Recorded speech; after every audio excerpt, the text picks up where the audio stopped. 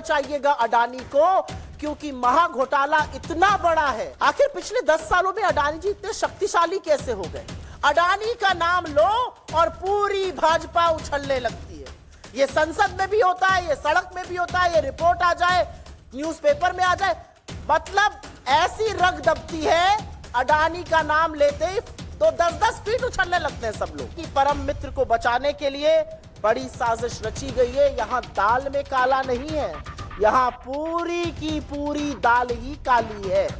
हम उच्चतम न्यायालय से, the highest court in the country, the highest constitutional court in the country से अपील करते हैं कि वो स्वतः संज्ञान लें, इस मामले की जांच करें, क्योंकि ये भारत की फाइनेंशियल व्यवस्था पर सवाल खड़े कर रहा है।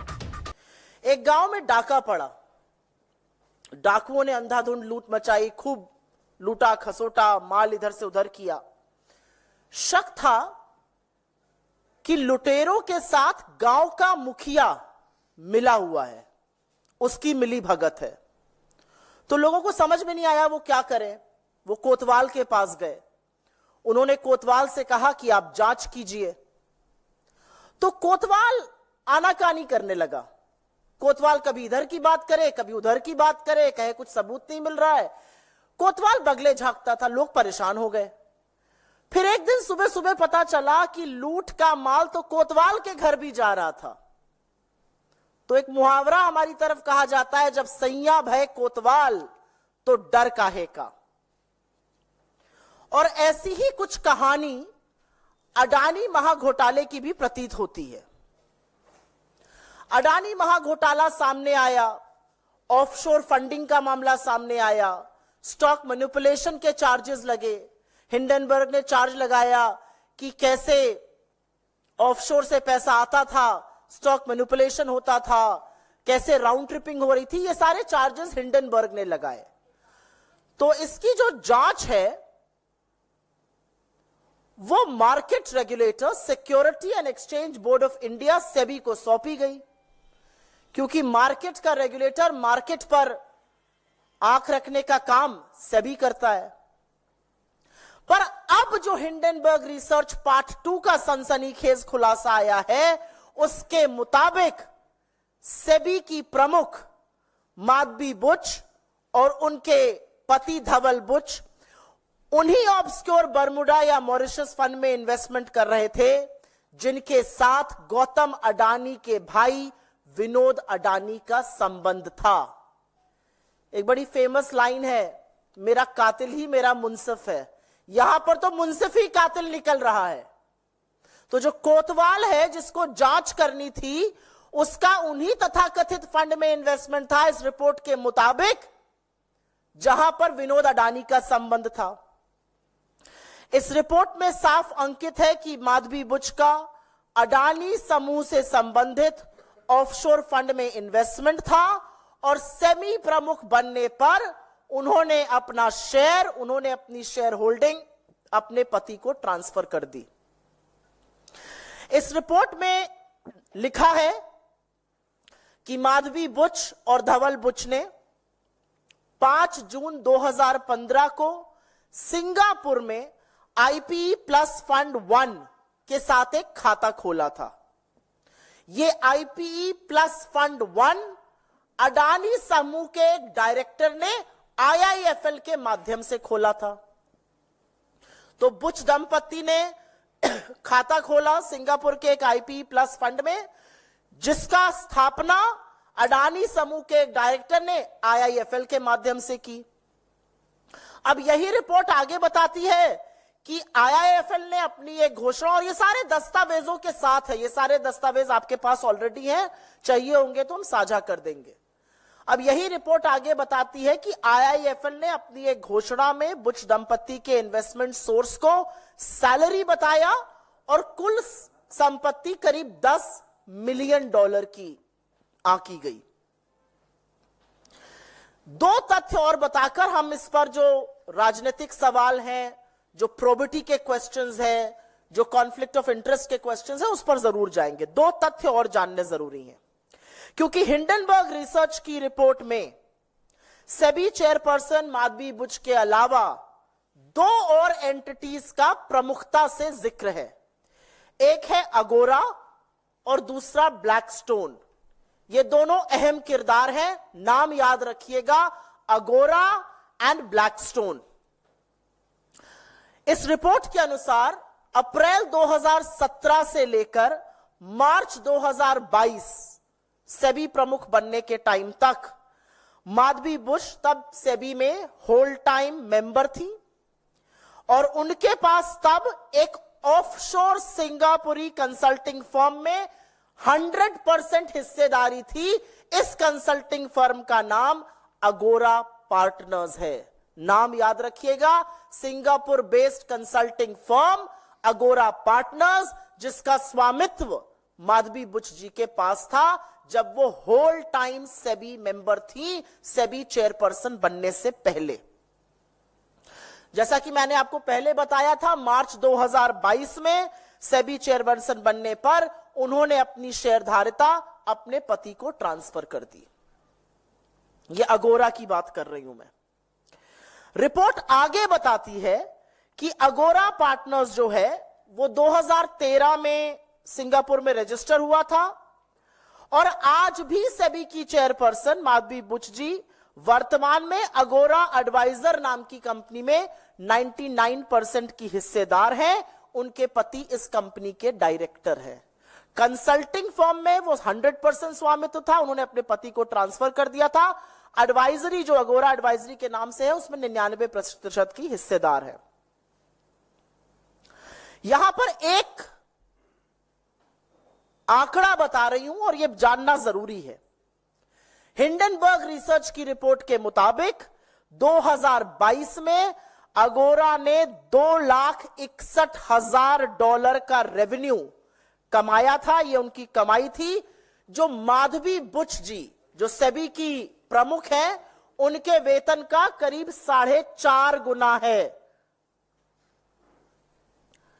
अगोरा की बात हो गई। अगोरा एक कंसल्टिंग फर्म था, वो कंसल्टिंग का बिजनेस करते हैं, उसमें माधवीपुरी बुश जी का स्वामित्व था। पति को ट्रांसफर हुआ, 4.5 गुना उनका रेवेन्यू $2,61,000 सिर्फ 2022 तक था।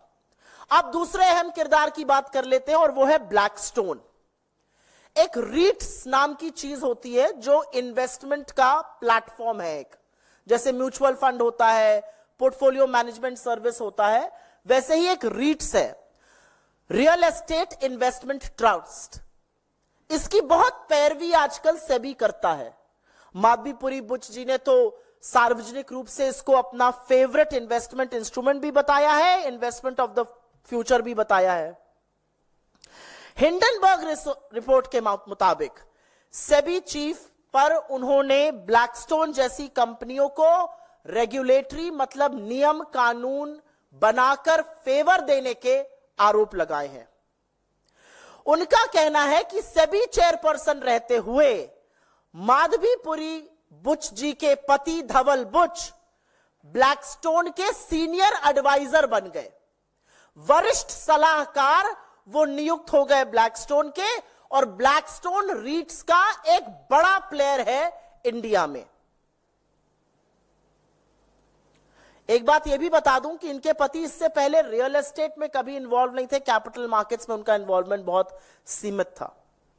हिंडनबर्ग का आरोप है कि रेगुलेटरी बदलाव, नियम कानून ऐसे बदले गए जिससे कि सारा का सारा फायदा रीट्स को हो रहा था, और रीट्स में सबसे बड़ा प्लेयर ब्लैकस्टोन था, और ब्लैकस्टोन में माधवी बुश जी के पति धवल बुश जी सीनियर सलाहकार वरिष्ठ एडवाइजर थे। जैसा कि मैंने कहा, वो रीट्स की बहुत बड़ी पक्षधर है।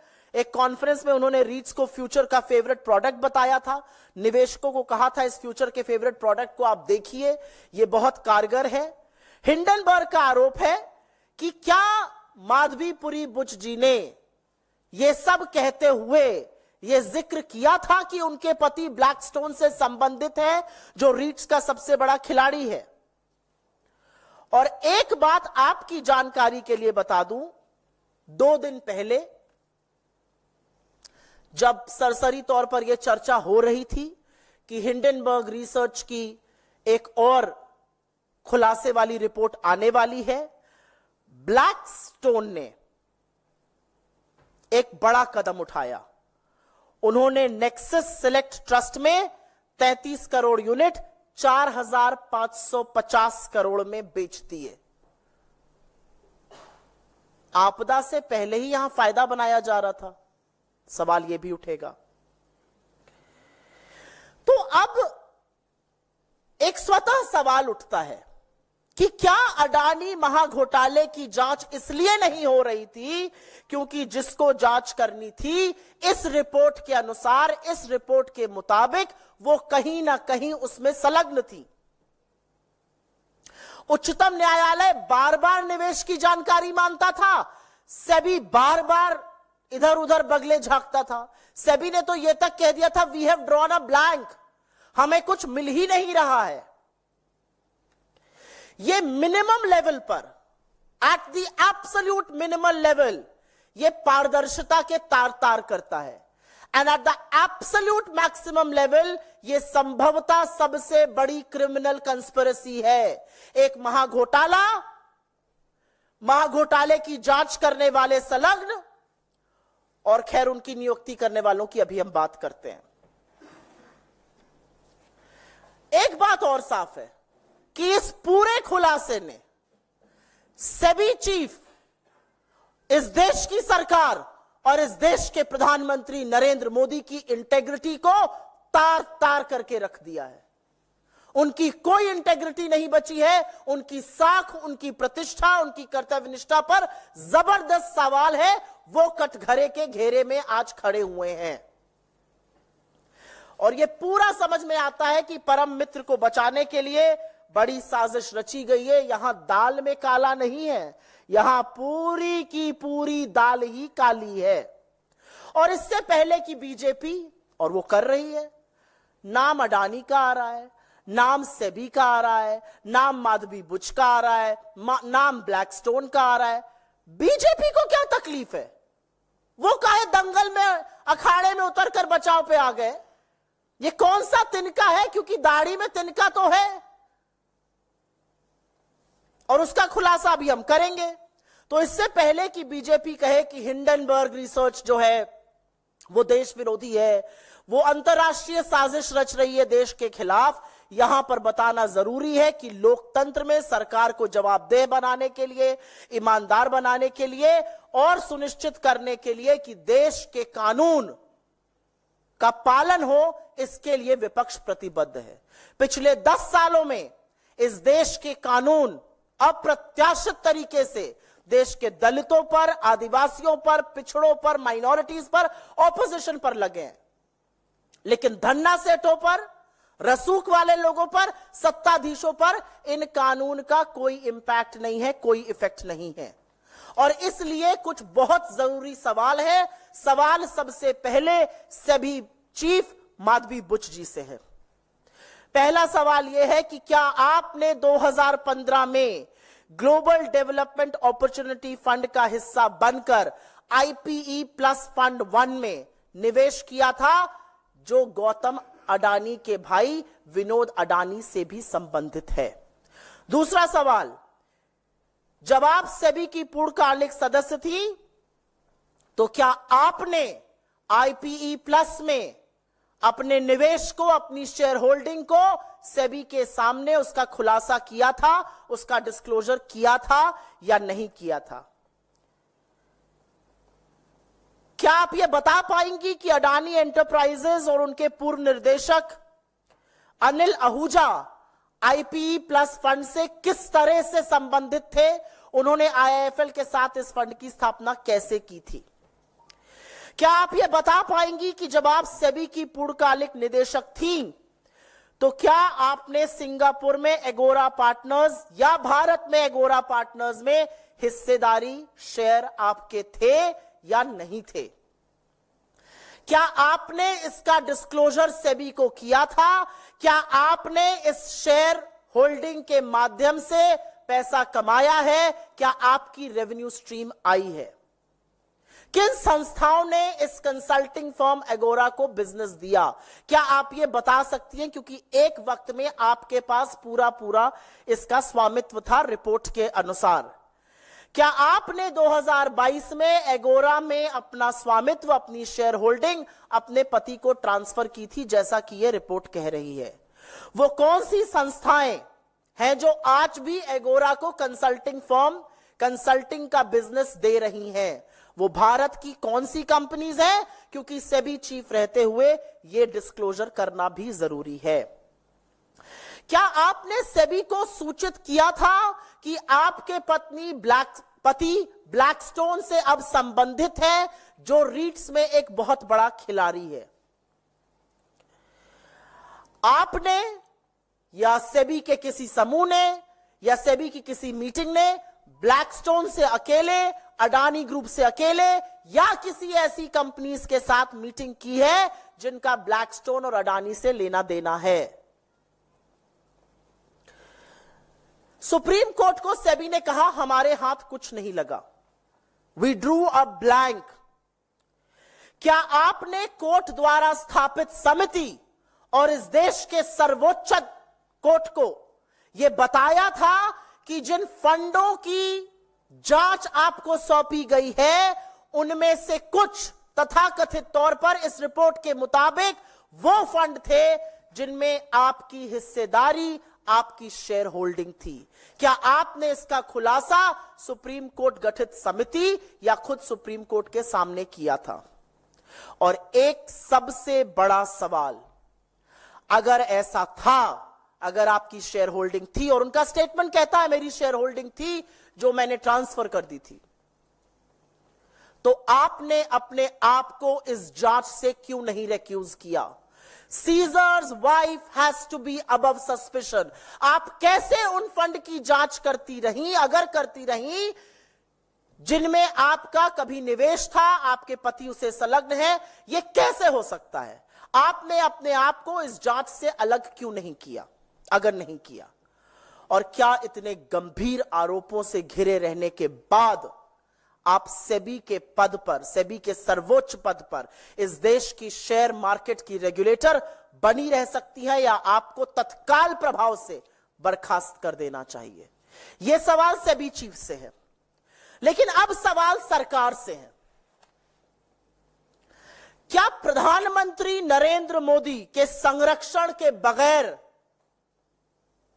यह जो तथाकथित मिलीभगत है अडानी और सेबी की, यह हो सकती थी?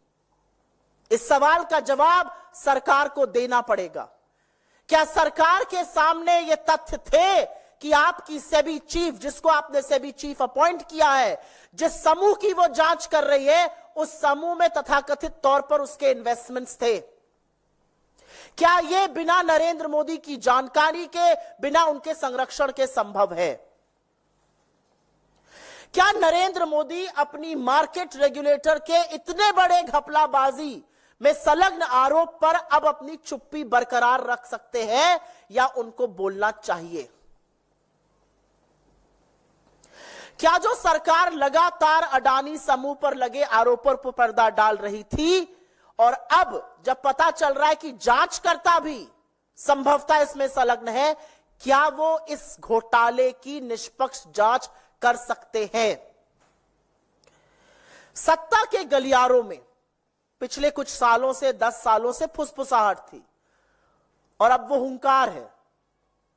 और फुसफुसाहट ये थी कि सरकारी अफसरों, रेगुलेटर्स, संभवतः न्यायपालिका के चयन में, नियुक्ति में गौतम अडानी का बढ़ता हुआ भयंकर वर्चस्व है।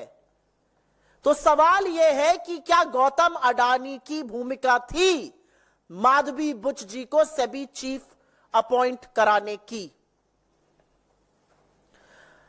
आखिर पिछले 10 सालों में अडानी जी इतने शक्तिशाली कैसे हो गए? सवाल यह है कि शेयर मार्केट के रेगुलेटर ने अपनी विश्वसनीयता खो दी है, तो अब छोटे छोटे इन्वेस्टर की सुरक्षा कौन करेगा?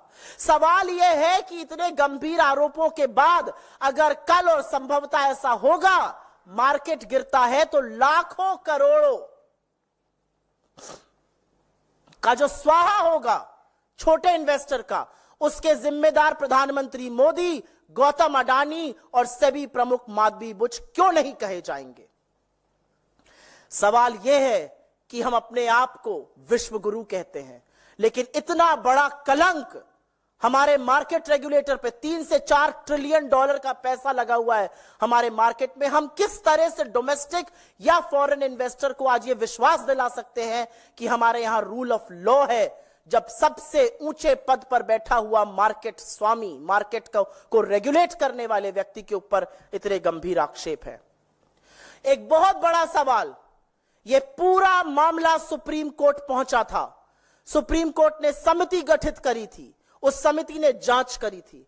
आज सवाल यह है कि क्या उस समिति के सामने, क्या उच्चतम न्यायालय के सामने, the highest constitutional court of the country, Hindenburg research में जो चौंकाने वाले आक्षेप, जो चौंकाने वाले तथ्य, जो चौंकाने वाले आरोप, जो गंभीर आरोप सामने आए हैं, जो कॉन्फ्लिक्ट ऑफ इंटरेस्ट सामने आया है, जो शेयरों का स्वामित्व सामने आया है, क्या इसके बारे में सुप्रीम कोर्ट को अवगत कराया गया था या सुप्रीम कोर्ट को भी बाकी देश की तरह अंधेरे में रखा गया? असलियत यह है कि यह हमारे संस्थानों की विश्वसनीयता पर बहुत बड़ा सवाल उठाता है, और असलियत यह भी है कि इतने गंभीर आक्षेप लगने के बाद हम उच्चतम न्यायालय से, the highest court in the country, the highest constitutional court in the country से अपील करते हैं कि वो स्वतः संज्ञान लें, इस मामले की जांच करें, क्योंकि ये भारत की फाइनेंशियल व्यवस्था पर सवाल खड़े कर रहा है। असलियत यह है कि इस महाघोटाले की जांच सिर्फ और सिर्फ जेपीसी से हो सकती है, जिसका गठन नरेंद्र मोदी करने से डरते हैं। लेकिन कब तक डरिएगा आप और कब तक बचाइएगा अडानी को, क्योंकि महाघोटाला इतना बड़ा है, उसके डंक इतनी दूर दूर तक फैले हुए हैं कि अंततोगत्वा एक ना एक दिन आप लोग पकड़े जाएंगे। लेकिन तत्काल प्रभाव से सेबी चीफ को उनके पद से हटाना पड़ेगा, अन्यथा सरकार की विश्वसनीयता, मार्केट की विश्वसनीयता, मार्केट रेगुलेटर की विश्वसनीयता पर बहुत बड़ा सवाल है। और सबसे बड़ा कहर छोटे छोटे जो निवेशक हैं वो उन पर बरपेगा जब इसका नेगेटिव प्रभाव हमारे मार्केट पे पड़ेगा। राहुल जी एक अकेले व्यक्ति हैं जिन्होंने लगातार अडानी महाघोटाले पर सवाल उठाए हैं, विपक्ष ने भी उठाए हैं, और उन्होंने लगातार सवाल पूछा है ये 20,000 करोड़ रुपए किसके हैं और अडानी और मोदी का रिश्ता क्या कहलाता है।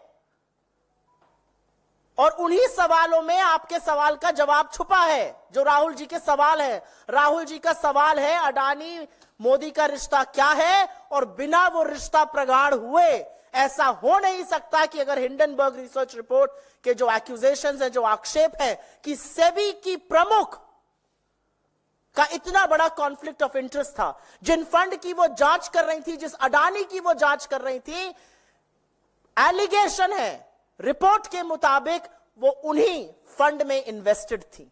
इतना बड़ा कॉन्फ्लिक्ट ऑफ इंटरेस्ट शायद इससे पहले कभी नहीं था। मेरा अपना मानना है कि इतने बड़े घोटाले के बाद, और आपका जो सवाल का दूसरा हिस्सा है सुप्रीम कोर्ट से संबंधित, मैं यहां यह जरूर कहना चाहती हूं और पुरजोर तरीके से कहना चाहती हूं कि क्या इस देश के उच्चतम न्यायालय को अंधेरे में रखा गया? क्या उनसे बातें छुपाई गई? क्या उनके सामने रेवलेशन किया गया कि जिन फंड की जांच सेबी कर रहा है, इस रिसर्च रिपोर्ट के मुताबिक उनमें से कुछ फंड में तो सेबी की चीफ खुद ही इन्वेस्टर थी? तो यह जबरदस्त कॉन्फ्लिक्ट ऑफ इंटरेस्ट क्या कोर्ट को बताया गया? और अगर नहीं बताया गया तो हमारी अपील है कि सुप्रीम कोर्ट ऑफ इंडिया, देश का उच्चतम न्यायालय, इस मामले का पुनः संज्ञान ले, स्वतः संज्ञान ले और इसकी जांच करे, क्योंकि यह कोर्ट को बरगलाने का भी एक बहुत बड़ा मामला है। क्या पार्लियामेंट सेशन को कर्टेल किया गया क्योंकि उनको पता था कि यह सनसनीखेज खुलासा होने वाला है? और मैंने तो पहले ही कह दिया था, इससे पहले कि बीजेपी के लोग, बददिमाग प्रवक्ता, ट्रोल आर्मी, सरकार के ट्रोल मंत्री ये कहे कि हिंडनबर्ग जो है वो देश के खिलाफ साजिश रच रहा है, सवालों का जवाब दे दीजिए ना। इतने बड़े सनसनीखेज खुलासे आपके रेगुलेटर पे लगे हैं।